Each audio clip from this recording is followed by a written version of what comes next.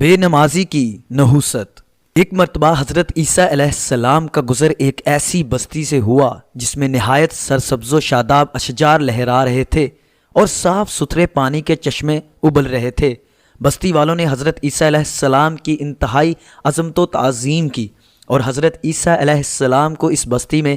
رہنے والوں کے حسن عبادت سے تعجب ہوا کہ کس طرح شوق و محبت سے عبادت کرتے ہیں۔ اس کے 3 سال بعد حضرت عیسیٰ علیہ السلام کا دوبارہ اس بستی سے گزر ہوا تو کیا دیکھتے ہیں کہ اس کے تمام درخت سوکھے کھڑے ہیں اور پانی کے چشمے بھی خشک ہو گئے ہیں اور بستی کے تمام مکانات چھتوں کے بل گر پڑے ہیں۔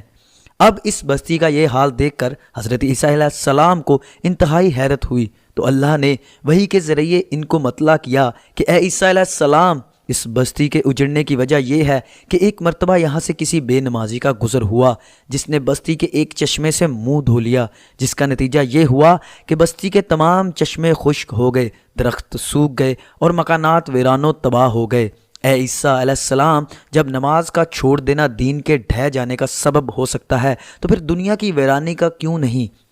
اللہ تعالیٰ سے دعا ہے کہ وہ ہمیں 5 وقت نماز باجماعت ادا کرنے کی توفیق عطا فرمائے، آمین۔